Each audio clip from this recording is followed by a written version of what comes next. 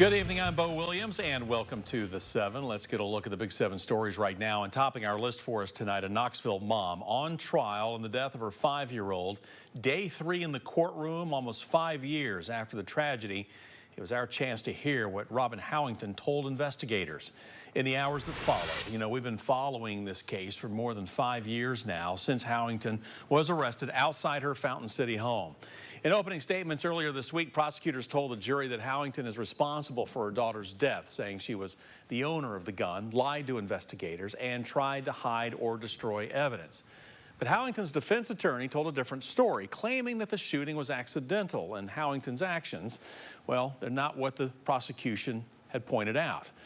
Now, again, prosecutors played video recordings from a KPD interview room after the shooting while crime lab techs and officers searched Howington's home on Balsam Drive. The tape shows the detective telling her he's not interested in any other crime, saying, quote, "I'm not the drug police," and he explained why he decided to read Howington her rights. Only because we think there's some dishonesty going on. Only because of that, we're going to read you your rights, okay? All we're wanting you to do is tell us the truth. Don't leave anything out. And the dishonesty that you were referencing, what was that? Well, the home, or actually some things didn't add up to me at the home, and the cell phone, and that kind of seemed to be spiraling. State says it still has 3 to 4 witnesses taking the stand tomorrow before they can rest their case. Of course, we'll make sure to follow this case until a verdict is announced. Next on our list for you tonight, a big answer in connection with a brush fire alarmingly close to some Knox County homes. Tonight, a man is facing charges over that fire last month in the Halls community. It happened on Minot Road near Maynardville Highway on February 20th. Matter of fact, we had a crew on scene that night as crews with Rural Metro worked to put out the flames. The landowner told officers that after noticing flames, he also spotted a man, now identified as Michael Wayne Ramsey Jr., sitting on a 15-foot metal tree stand on the property. The owner did not know or give permission to Ramsey to be there, and when Ramsey was told to get down from the tree stand, he apparently refused. When Knox County Sheriff's deputies arrived on scene, Ramsey apparently told them he was having domestic issues with his wife and had suicidal thoughts. We're told Ramsey admitted to starting the fire and sitting in the tree stand, smoking cigarettes, and then tossing them on the ground below, sparking the fire that burned close to 5 acres. Ramsey has now been charged with setting fire to personal property or land.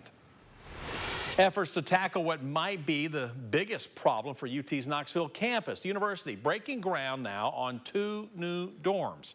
You know, as we've been telling you, more housing is sorely needed in and around campus. Prices for off-campus apartments have been putting a squeeze on students in much the same way that many other renters have felt the pinch over the last few years.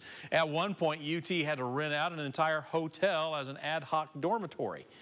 Well, last year, the school had to cap admissions in the face of so much growth. Chancellor Dondi Plowman says housing has been almost the only conversation the school has had, but she is excited for what's to come once these dorms are complete. Almost the only conversation, because it has restricted the number of students that we could, number of freshmen we can take, and that's been, you know, hard when you have all these amazing students who want to come in, their parents are calling, we don't have enough dorm spots. So I'm so excited about what this offers for our campus and for the students who want to come here. Plowman said the school has seen nearly 59,000 applications for only 6,900 spots in the upcoming school year. And there's another growth story on our Big 7 at 7 list for you tonight. It takes us down to Loudon with more people living in the community and more factories popping up or expanding. The county needs upgrades to its water treatment plant, a project that's expected to cost $80 million. As the Loudon Utility Board's facility grows, leaders say it will more than double water storage capacity, and City of Loudon Mayor Jeff Harris is also currently serving as the interim City and Utility Board manager. And he says TDEC informed the Utilities Board that once the water facility reached 80%, expansion plans should be made. Well, these plans began about a year ago. Harris says this infrastructure work is needed to provide enough water services to the people and businesses coming to the area in the future. Recently, we've seen some, we've attracted some industries. There's 3 new industries coming in out on 72 at Center 75 that is going to provide several hundred jobs. And with that, we feel like there's people going to want to move here too to actually work here. So we expect to see more residential growth along with that industrial growth as well. Water treatment facility is not the only project in the works to aid in growth. Coming up on WATE.com, you can see what the county mayor had to say, as well as 2 residents, on why they decided to move to the area. Again, go to WATE.com and look for this story. Well, a big transition happening just hours after the results were in from last night's vote here in Knox County. This comes after school board member Mike McMillan died in January. Travis Wright, the winner in the race to fill the 8th district seat, is now taking his spot a little early. This morning, Wright was officially sworn in with his son, a student at Gibbs Middle, by his side. And tomorrow, he will sit with his fellow school board members for his first meeting. Although he will not have the normal amount of time to acclimate himself to the board's procedures, he tells us he's ready to hit the ground running. I love the area and always loved it, always been there, and I'm ready to be the voice of the 8th district. I want to give back.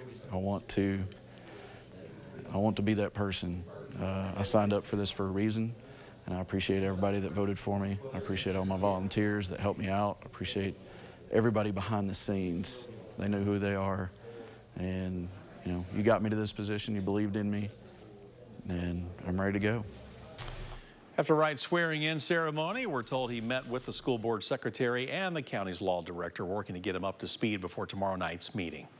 And we're hearing from one of your lawmakers ahead of a big event on the annual political calendar. It is coming tomorrow night when President Biden gives his State of the Union address. The White House has not disclosed specific proposals that will be in President Biden's address this year, but he could mention any unfinished business from his first time around. Other possible topics could be on military assistance for Ukraine and, of course, to reinforce American leadership overseas. Now, we spoke with Tennessee lawmakers on what they hope to hear in the State of the Union. Congressman Tim Burchett says he has a lot of questions about what's going on along the border.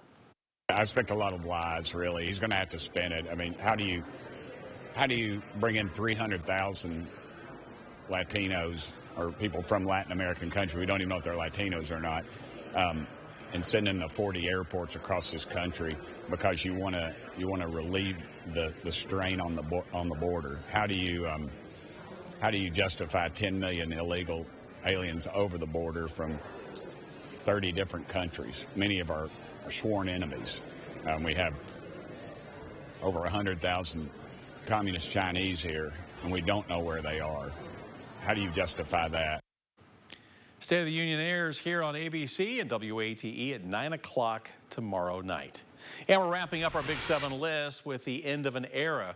One of the elder statesmen of East Tennessee high school football is calling it a career after 28 years. Farragut High School head coach Eddie Courtney announced earlier today he would be stepping away from the sidelines. Courtney finished his career with over 200 wins, which included Farragut's first state title in 2016 and was inducted into the Tennessee Football Coaches Association in 2020.